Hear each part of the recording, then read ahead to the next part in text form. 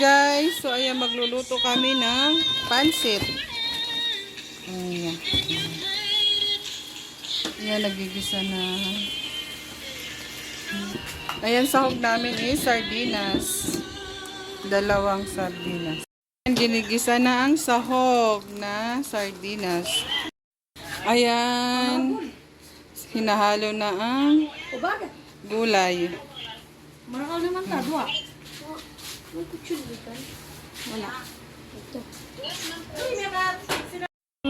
Ayan na ang pansit. Kain tayo. Salamat.